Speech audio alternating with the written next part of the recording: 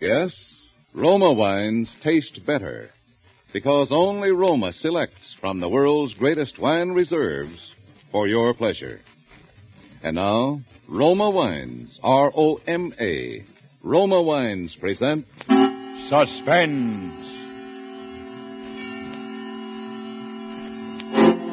Tonight, Roma Wines bring you Mr. Wally Mayer in Dead Ernest, a suspense play produced, edited, and directed for Roma Wines by William Spear. Suspense, radio's outstanding theater of thrills, is presented for your enjoyment by Roma Wines. That's R-O-M-A, Roma Wines. Those better-tasting California wines enjoyed by more Americans than any other wine. For friendly entertaining, for delightful dining. Yes, right now a glassful would be very pleasant. As Roma Wines bring you Wally Mayer in a remarkable tale of Suspense. Accident report submitted to Police Inspector Blandon from Lieutenant Steve Healy. Place 15th Street and 4th Avenue. Time 2:45 p.m. March 11. Remarks. Ernest Bowers, age 34, was crossing the intersection as signal light changed from green to red. A car driven by Theodore Toby made legal right turn from 15th Street into 4th Avenue. Hey, look out! Hey, officer! Oh, look at those cameras. Officer! Hey, the guy's Here's out the guy. Yeah, he's bleeding. All right. Give him some air. Come on now, let me through here. All right, stand back. Let's have a look. Is he hurt bad, officer? I didn't see him. Honest, I didn't. I had the right of way. He's passed out. One of you people call for an ambulance. Yeah, you. Okay, move back here. He's bleeding. Here, I'll prop up his head. Yeah, use his jacket. Here, I'll hold him. Golly, he's limp. Feels just like he's dead.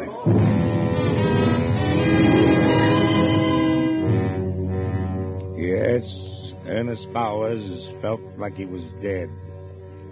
Ernest Bowers suffered from catalepsy, a strange disease. He carried at all times a note in his inside coat pocket stating that he was a cataleptic and that in the event of seeming death, his wife should be immediately notified, or his doctor in the event his wife is unavailable. The letter also requested that no autopsy or embalming should be performed on his body for 72 hours, although in his particular case, the duration of the attacks were usually 4 hours or less. Ernest Bowers also wore a sterling silver bracelet with an inscription reading, "Do not embalm me. I am not dead." Catalepsy is a disease of the nerves and mind. The physical condition of the cataleptic when he is under a spell closely resembles death in all aspects, including the primary stages of rigor mortis. Officer Abbott was at the scene of the accident. He administered first aid to the injured man before making out his report. There, that ought to stop the bleeding. Looks like just a cut on his forehead when he hit the ground. Nothing much. Oh, he can't be hurt bad, officer. I didn't hit him hard. Yeah, that's right, officer. I saw it. It looked like just a little bump. All right, now, clear back. Let's have a little air here. I'll have to take down some information. What's your name? Theodore Toby. Here's my license. Hey, you kids! Now, what did those kids do? They picked up something off the street. Oh, here it comes. I hope he's all right. It doesn't look like he's breathing. My gosh, he ain't. I told you to get back. Now, come on. Ease back. All of you here. All right, let us through here, please. Hello, Where Doc. is he? Glad you got here. He's out cold. Yeah, I'd say he is. Now, have a look. Well, let's get him away. He's dead. Well, anyway, it didn't happen in the coach. Okay, we'll take him away. Keep them back, officer, will you? Okay, keep back. Come on, clear out. Show's over. All right. It's the second one today. Yeah. Well, let's go. Whose jacket was that he was laying on? Well, I don't know. Did you pick it up? Nope. Hey, officer. Yeah. Where's the jacket? What? Well, the jacket, the guy's jacket. Oh, my gosh, it's gone. Well, okay. Oh, those kids. Never mind. Let's go, Payne.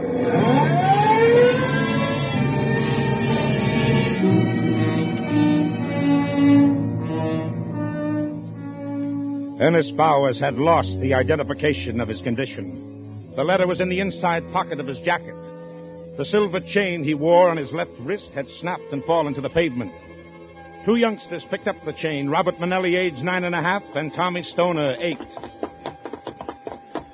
Hey, that cop yelled at us. Did you hear him? Yeah. Maybe we should give it back. No, what for? So he can keep it? Let's go around the back to your father's shop, Bob. Sure is a nice chain. Hey, there's writing on it. Maybe it's the guy's name. Was he hurt bad?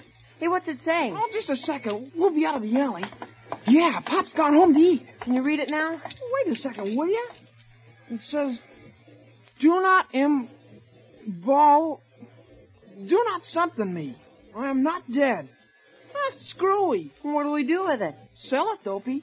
Well, that's stealing, Bob. It ain't stealing. We found it, didn't we? When we try to sell it, they'll ask us where we got it. What do we tell them? Nothing. Use your head. You know what we'll do? What? We'll use Pop's welding torch. We'll melt it down. But he told us not to use it. Pop ain't here, is he? No. Well, come on. Well, there it is. Yeah. Now here, you put it on that brick. Okay? Yeah. Better be careful. What are you kids doing? What? Oh, hello, Pop. Nothing, Mr. Manelli. We ain't doing nothing. Nothing, eh? I thought I told you kids not to go near the torch. Well, we want to melt this down. Come on, give me that.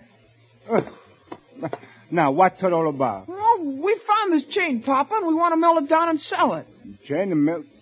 Whose is it? We don't know, do we, Tommy? No, we don't. Yeah, where you get it? We found it. Oh, come on, let me have it. Well, there's nothing wrong, Pop. We just found it, see? It's ours. Shut up.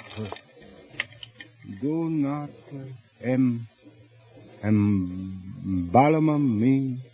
I am not dead. What's that? It's screwy. Well, where you find it? In the street. Honest, Pop. Ask Tommy. All right, go on. Get out of here. Well, how about melting it down, Pop? We can sell it and buy some baseballs. Oof, all right. Keep back. Yeah, look at Tommy. You see it? Yeah. Starting to melt. You see how he does it? Keep away, I told you. It's all melted.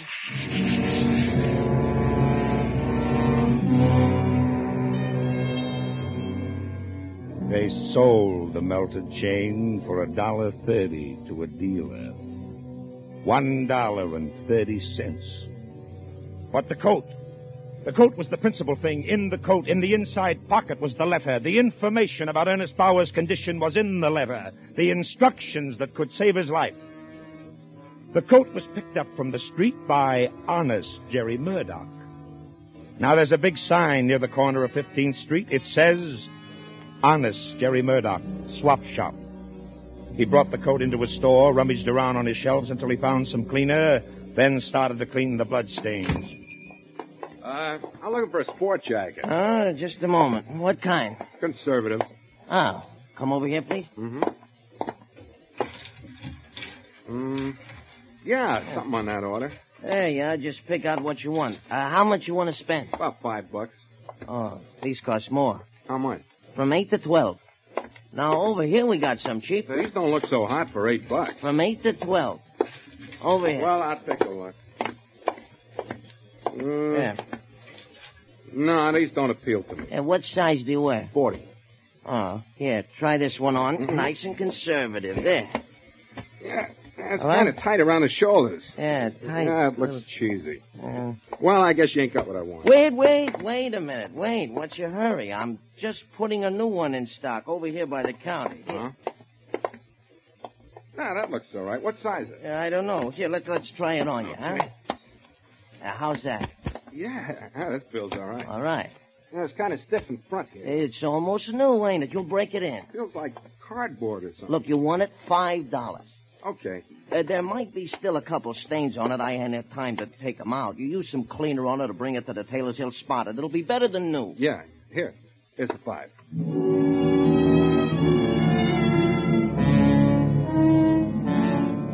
Ernest Bowers was brought to the receiving room of the Veta General Hospital. The time, 4:10. If Bowers was going to awaken, it would probably be before 6:45.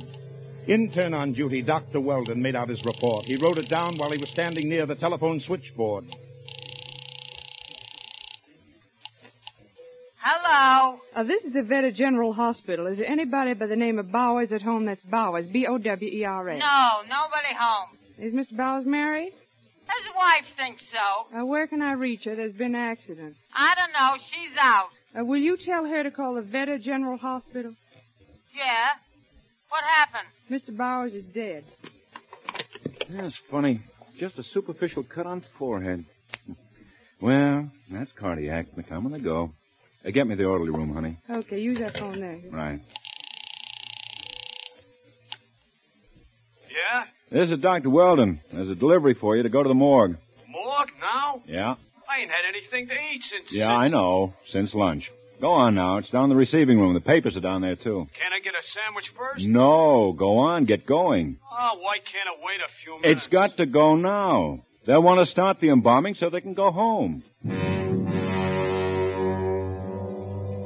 It was then 4:22 in the afternoon. Dr. Theodore J. Weldon left Honey at the switchboard and walked upstairs to the intern quarters and settled down to reading the sports page of the afternoon paper.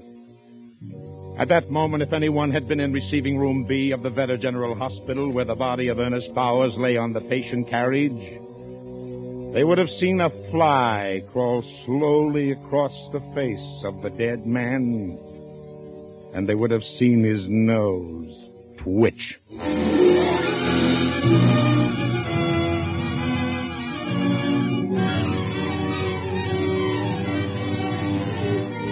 For Suspense, Roma Wines are bringing you an all-star cast of Hollywood radio players headed by Wally Mayer in Dead Ernest, a radio play by Selig Lester and Merwin Gerard. Roma Wines' presentation tonight in radio's outstanding theater of thrills, Suspense.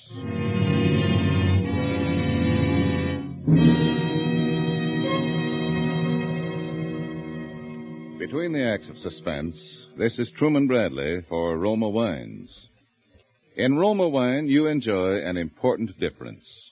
Yes, Roma gives you an extra dividend of enjoyment in fuller bouquet, richer body, and better taste.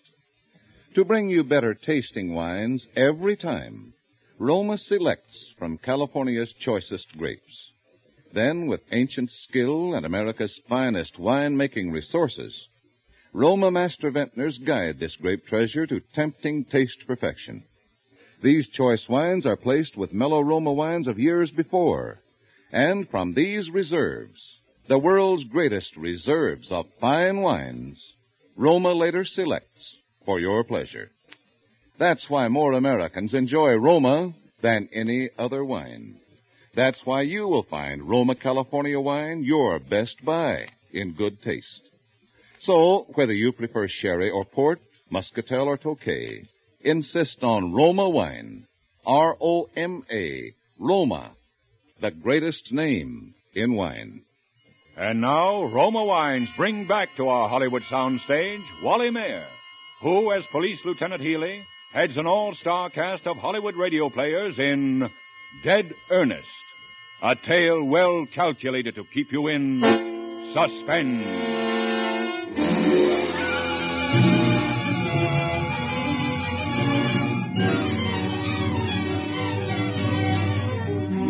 Henry Prince had purchased the coat in which was the letter that could save the life of Ernest Bowers.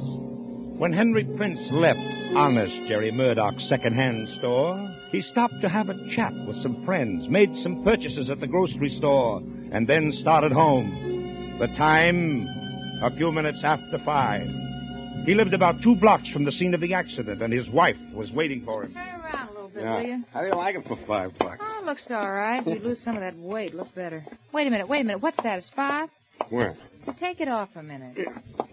Here. Yeah? Yeah. I wonder what that is. Oh, he said there were a couple of spots. Cleaner will take them out. Yeah, it looks like it might be. What's this in the pocket? I don't know. Heaven's sake. To whom it may concern, please open and read. Well, that's what must have felt stiff, huh? Yeah. This note is carried on my person wherever I go. It is to advise responsible parties that I am a cataleptic, that if it appears as though I am dead, I am not. And that my body is not to be molested for a period of 72 hours, neither by autopsy nor by embalming, although the maximum periods of my attacks usually do not exceed 4 hours. Please telephone my wife, Mrs. Margaret Bowers, at Fulton 11231. This is a boarding house, address 8411 half West 25th Street. If she is not there, please try X Mr. 43422. This is the number of Dr. Benton. It is of vital importance. It may mean my life. Thank you, Ernest Bowers. Yeah, that's a funny one. Where'd you get that jacket, Harry?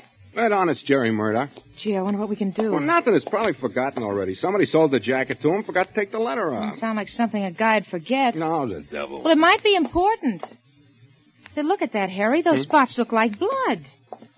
No, too dark. That's the color that blood turns. I'm going to telephone that number. Well, go ahead, but I think you're wasting your time. Oh, well, hush. Will you a minute? Oh, for crying out loud. Keep still.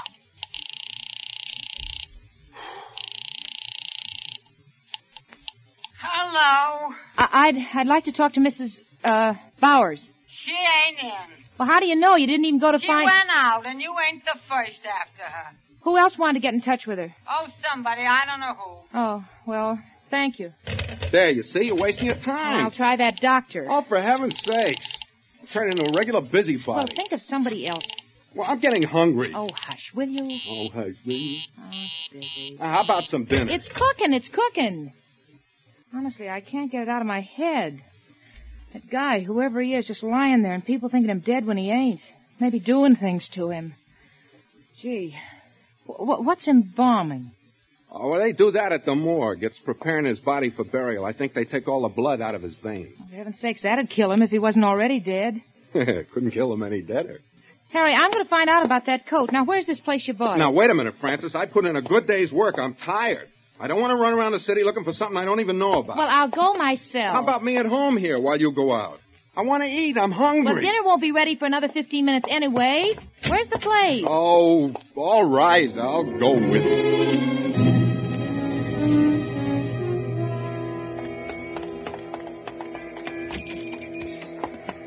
Pardon me. Sure. What do you have? We want to find out about the man next door. Do you know when we'll come back? Oh, honest Jerry? Yeah. No.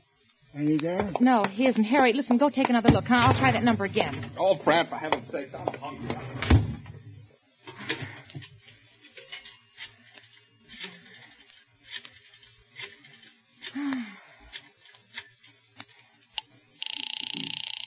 Oh. Well, they answered. I'm using this... Oh. Well, he ain't back yet. Well, what does this sign say, 10 minutes? Yeah, but those guys put up signs like that if they're going away for an hour. Well, we'll just wait a couple of more minutes. Oh, come on, Francis. Hello. Wait. I'm going to run. Is Mrs. Bowers in? No. Mr. Bowers. He's dead. He is? That's what they tell me. Well, look, listen, will you You're please... bothering me, lady. I got a meal set up on the table. I can't be answering a million questions. All I want to know is when Mr. Bowers died. How do I know? Ask Mrs. Bowers. She'll be home soon. Yeah, well, thanks. Well? Mr. Bowers is dead. I found that out. Oh, you see? I told you. Well, what about the letter, then? What if he ain't dead? What if they only think he's dead? Well, what do you want to do, wait here all night? If I have to. Well, without me, then. Well, just do as you please. I'll be home. I'm hungry. It's after 6. If you think more of a crazy letter than you do of feeding your own husband, then that's all. What do you mean, that's all? Just what I said. That's all. Oh, Harry, the trouble with you is you haven't got any imagination. No, I haven't got any imagination. I'm just a home-loving guy. That's all. I don't go sticking my nose where it don't belong. Oh, well, for heaven's sakes, go home then. I'll find out about it. Think of something besides your stomach once in a while. Officer! Yes, ma'am? Do you know where the fellow who owns that swap shop lives? Honest Jerry Murdoch? No, ma'am, I don't. Oh, dear. Gee, I want to get in touch with him, and there's a sign on his door saying... Why don't you ask him, ma'am? There he is now, just going in over there. Oh, gee, thank you. Mr. Murdoch? Yeah? Oh, gee. Sure glad you came back. Oh, come in. Just out having to buy tea. Yeah, listen, you sold my husband a sport jacket this afternoon? Did I? What kind? Well, a light blue one with little red boxes in it. It had a few stains on it. Oh, sorry. I can't take anything back once it's sold. No. I don't want to give it back. Listen, where did you get it, Mr. Murdoch? How can I remember where I got it? Long ago? Was it very long ago? I don't see what's any of your business where I got it. Well, it may be important. I've been trying to reach the numbers. The doctor's number's always busy, and his wife isn't home yet. Well, I don't know what you're talking about. Look, tell me one thing, just one thing. Did you have the jacket in here a long time? Well... Oh, please, listen, it's very important. Well, no, I just got it in this afternoon. Well, where did you get it? Look, you said one question, you asked it, I answered it, that's all. There was blood on it. Well, that I can't help. Listen, if that man's alive and they do anything to him, I'll just never get over it. I'll never be able to live with myself. What are you talking about? Listen to me. There was a letter in the inside pocket of that jacket, you see. It said that Ernest Bowers was a cataleptic. What's that? He goes into fits? No. A cataleptic is somebody who looks like he's dead at times, and he isn't. He goes into a spell, and it looks as though he's dead. You see, sometimes they take dead bodies to the morgue. They embalm them. That means they take all the blood out of their veins. Now this fellow Bowers is a cataleptic. I don't know whether he's dead or alive, or even if he's worrying about this letter, but I gotta find out. There was... What? An accident before. Where? Who was in it? I don't know. Believe me, lady, I didn't know anything about all this. You think that this guy was taken away in an ambulance was a catalepsy? That coat, was it his? Yeah, lady, but it was left there in the street. They drove away and left. Who? The ambulance. What ambulance? I don't know. It was on the corner. The cop was there. He told somebody to call an ambulance. It came and took away the man. Is that the cop out there right now? Yeah, but look, you gotta protect me. I ain't done anything wrong. I didn't know anything like this had happened. I would never have taken a coat of... Officer!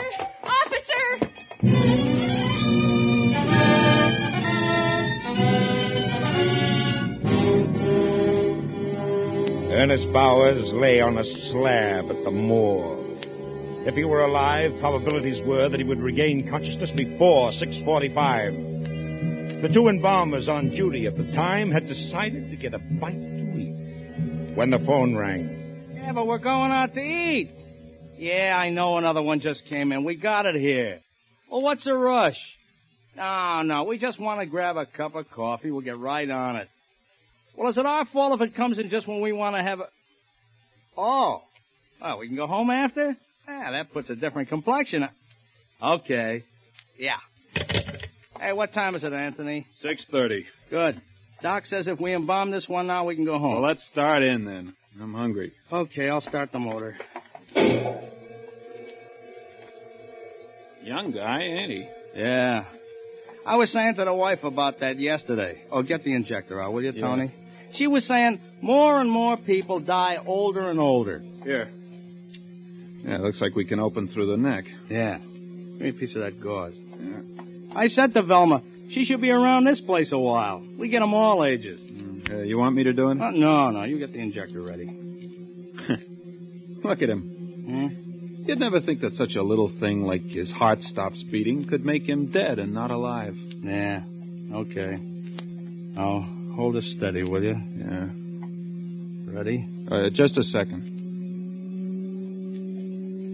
Yep. All right. Here we go. What's the matter? My glasses. They're clouding up. Take them off. That's all right. I'll just clean them. What'd the wife say to that? What? Oh, about all ages? Yeah. Oh, she didn't have anything to say. Only that most of the guys we deal with probably come to a violent end. There's something in that. Yeah. Okay, I got my glasses clean. Now, let's see here. What's the matter? They're steamed up again. That's funny. Every time I bend over, I wonder. What? It must be my imagination. What? Oh, I could have sworn this guy was breathing on my glasses. Is he? No, how could he? Well, come on then, let's go. It's 6:45 already. Yeah. Oh, hold it, I'll get the phone. No, let's get this started first. Okay. We'll just start. Now. Huh? What's the matter with you? I thought I saw this guy's hand twitch. Oh, don't be silly. Hey, give me a scare. Let's wait a second. I'll get the phone. No, it'll probably be another job, and we'll never get out of here. Now, let it ring. But the doc said we could go home after... Oh, all right. Well, come on, let's get this thing over with. Al. Okay, now, give me the knife again. All right.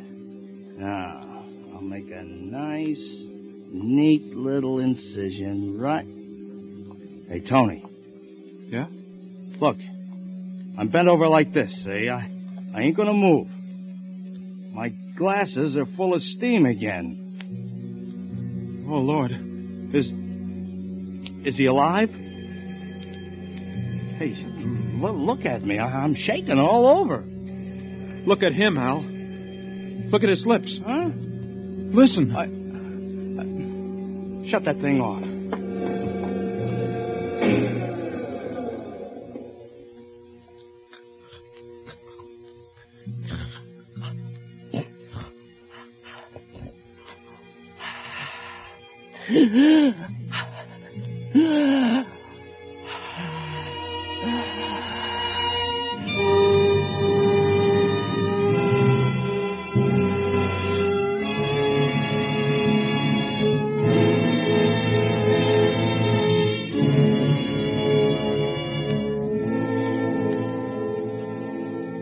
Apparently, the life of Ernest Bowers was worth $1.30 for a silver bracelet to the boys who ran away with it, and $5 for a blood-stained jacket to Honest Jerry Murdoch. Their petty thefts brought a man to the brink of death. As for the busy telephone in the doctor's office, it wasn't busy at all. The good doctor had unwittingly replaced the receiver on the phone stand incorrectly. There's just one more episode which perhaps does not belong in an accident report, but which I would like to include. After regaining full consciousness, Ernest Bowers put in a telephone call from the morgue. Hello? Hello, Mrs. Brawley. Is Mrs. Bowers in? I don't know. I'll see. Josie, see if Mrs. Bowers is home. Who is it? This is Mr. Bowers. Who? Mr. Bowers? They told me you was dead. The hospital called and said... I know, Mrs. Brawley, but they made a mistake. Oh, well, here she is. Hello? Ernest? Where are you? Well, darling, it's quite a long story. Well, You never see, mind. You get right home. You hear? Your dinner's getting ice cold.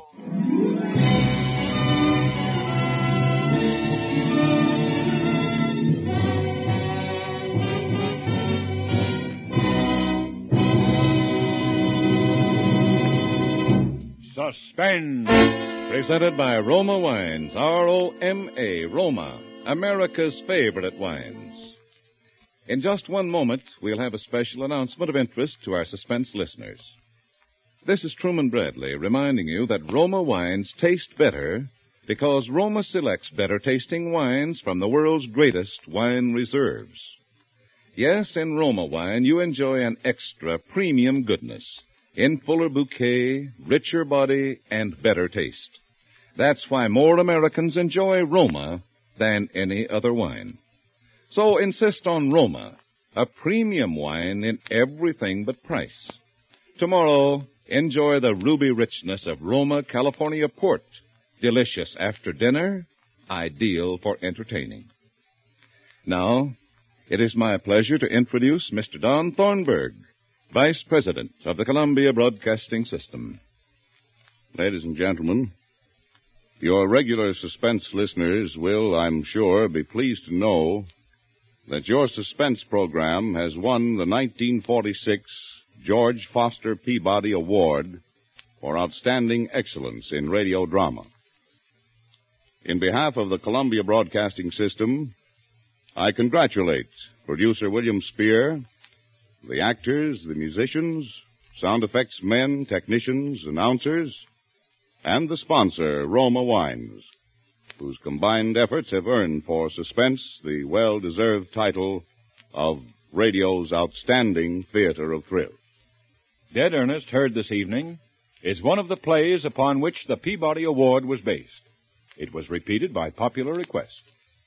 Next Thursday, same time, Roma Wines bring you Mr. Robert Mitchum as star of Suspense, radio's outstanding theater of thrills. Produced and directed by William Spear for the Roma Wine Company of Fresno, California.